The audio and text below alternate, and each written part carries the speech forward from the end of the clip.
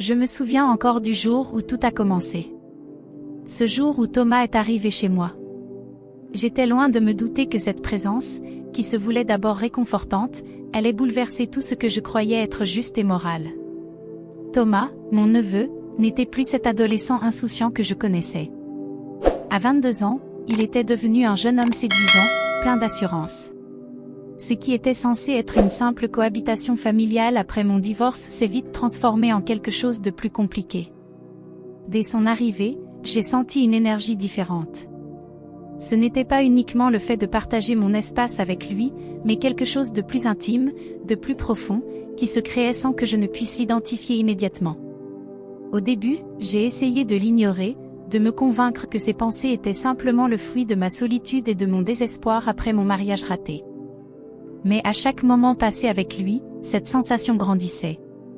Il y avait quelque chose dans sa manière de me regarder, dans ses gestes qui semblaient parfois maladroits, parfois délibérément attentionnés. Je me souviens particulièrement d'un soir où nous étions assis sur le canapé à regarder un film. Nos corps étaient proches, trop proches peut-être. Je pouvais sentir la chaleur de son corps irradier à travers le mince espace qui nous séparait.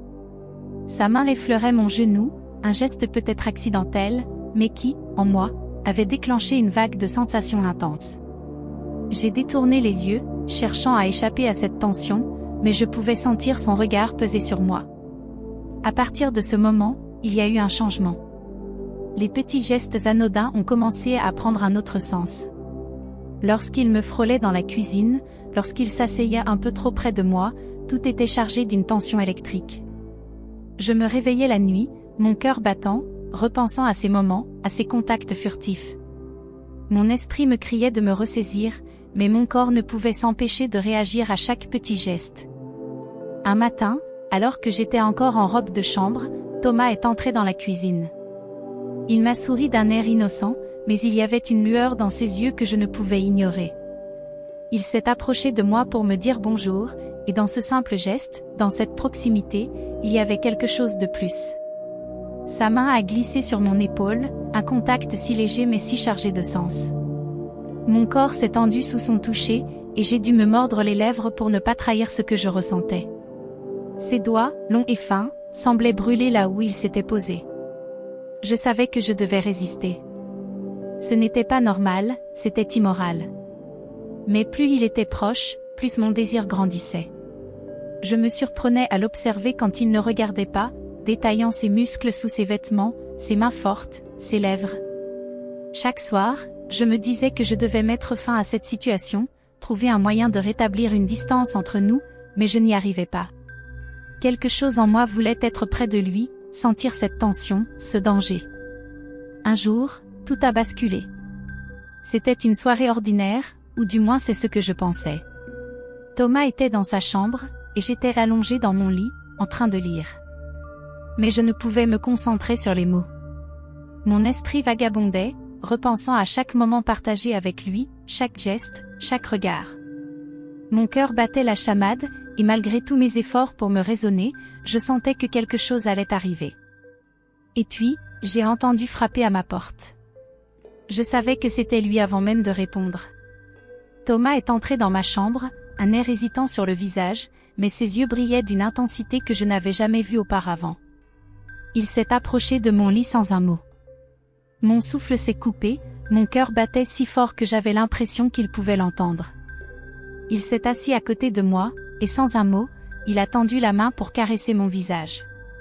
Sa main était chaude contre ma peau, et tout en moi s'est tendu sous ce simple contact. J'aurais dû le repousser, j'aurais dû dire quelque chose pour arrêter ce qui était en train de se passer, mais je n'ai rien fait. Mon corps tout entier réagissait à lui, à ce désir que je n'avais plus la force de contenir. Ses lèvres se sont approchées des miennes, hésitantes d'abord, puis plus assurées. Ce baiser, doux mais chargé de désir, m'a fait perdre pied. Mon corps répondait à chaque caresse, chaque geste. Ses mains parcouraient mon corps, et je pouvais sentir son souffle chaud contre ma peau. C'était à la fois effrayant et terriblement excitant. Mon esprit criait à l'erreur, à l'interdit, mais mon corps réclamait plus. Ces baisers étaient comme une drogue, et je ne pouvais plus m'arrêter. Chaque geste devenait plus intense, plus brûlant. Ses mains glissaient sous mon haut, caressant ma peau avec une douceur qui me faisait frissonner. Ses lèvres descendaient sur mon cou, m'arrachant des soupirs que je ne pouvais plus retenir. Mon corps tout entier était en feu, et je me suis abandonnée à lui, à ce moment volé, à cette passion dévorante qui nous consumait tous les deux. Mais après cet instant d'abandon, la réalité m'a frappée de plein fouet. J'avais franchi une ligne que je ne pouvais pas effacer. Le regret s'est installé presque instantanément, me submergeant d'une vague de culpabilité. Thomas, lui aussi, semblait perturbé. Il s'est levé sans un mot, me laissant seul avec mes pensées, mon corps encore frissonnant de ses caresses, mais mon cœur lourd de honte. Les jours qui ont suivi furent silencieux, lourds de non-dits. Nous nous évitions, évitant de croiser le regard de l'autre. Et puis, il y a eu cette maladresse. Un jour, alors que mon ex-mari Henri est venu chercher notre fils, il a senti que quelque chose n'allait pas. Ce fut un moment stupide, une parole mal placée, un regard fuyant, je ne sais plus exactement, mais c'était suffisant pour qu'il devine. Il a compris. Et ce qu'il a compris a tout détruit. Thomas et moi, nous nous sommes jurés de ne plus jamais céder à cette tentation, de ne plus jamais franchir cette ligne. Mais je savais, au fond de moi, que ce que nous avions partagé ne pourrait jamais vraiment disparaître. Il resterait toujours cette flamme, cette passion interdite qui brûlait en secret. Mais à quel prix ? Cette histoire montre que les tentations, aussi puissantes soient-elles, peuvent mener à la destruction si elles ne sont pas maîtrisées. L'amour interdit, l'attirance incontrôlée, sont des forces qui peuvent nous pousser à agir contre nos valeurs, contre notre morale.